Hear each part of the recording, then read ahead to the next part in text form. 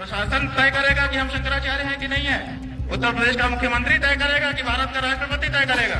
कोई धर्म के खिलाफ आचरण करता है, क्योंकि ऐसे तमाम कालनेमी होंगे जो धर्म की आड़ में सनातन धर्म को कमजोर करने की साजिश रच रहे होंगे। माघ मेले की रेत पर साधु संतों के बीच शुरू हुआ विवाद अब सिर्फ धार्मिक बहस नहीं रह गया, बल्कि ये 2027 के विधानसभा चुनाव की सियासी पिच पर बीजेपी के लिए एक बड़ी चुनौती बनता हुआ नजर आ रहा है।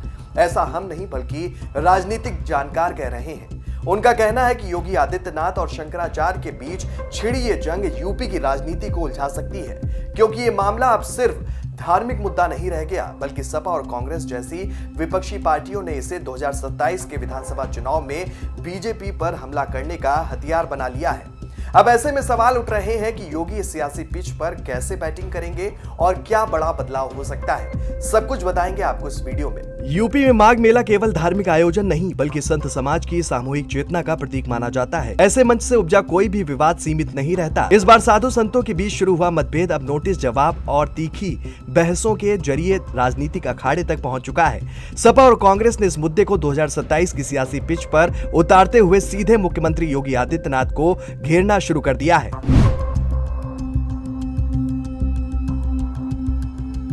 जानकारों का कहना है कि बीजेपी की पहचान एक धर्म हितैषी पार्टी के तौर पर रही है और योगी आदित्यनाथ खुद गोरखनाथ पीठ के महंत और एक सन्यासी मुख्यमंत्री हैं। यही वजह है कि ये विवाद बीजेपी के लिए सामान्य राजनीतिक संकट नहीं है। जानकारों का मानना है कि जब एक संत सत्ता में बैठा हो तब दूसरे संत की नाराजगी सिर्फ व्यक्तिगत मतभेद नहीं रहती, बल्कि वो व्यापक धार्मिक असंतोष का संकेत बन सकती है।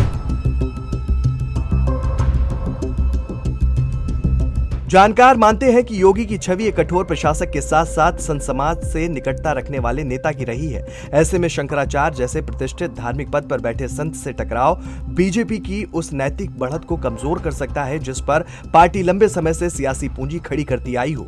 विपक्ष इसी बिंदु को लगातार उछाल रहा है कि अगर योगी स्वयं सन्यासी हैं तो संत समाज के भीतर असंतोष क्यों पनप रहा है।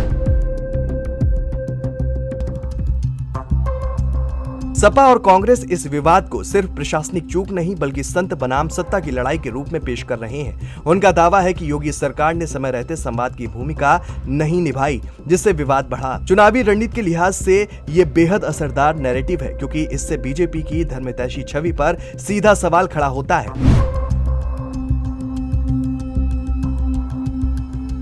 राजनीतिक जानकारों का कहना है कि यूपी में संत समाज का प्रभाव केवल धार्मिक सीमाओं तक नहीं है। कई इलाकों में मठ, अखाड़े और पीठ सामाजिक राजनीतिक राय बनाने में बड़ी भूमिका निभाते हैं। अगर ये संदेश जाता है कि योगी जैसे सन्यासी मुख्यमंत्री के नेतृत्व में भी संत समाज असंतुष्ट है तो इसका असर आम धार्मिक मतदाता तक पहुंच सकता है। बीजेपी फिलहाल इस विवाद को शांत करने और इसे सीमित दायरे में रखने की कोशिश कर रही है। पार्टी ये तर्क दे रही है कि संत समाज विविध मतों वाला है और किसी एक संत की नाराजगी को व्यापक असहमति नहीं माना जा सकता। लेकिन जानकारों का मानना है कि चुनावी माहौल में प्रतीक और भावनाएं तथ्य से ज्यादा असर डालती हैं।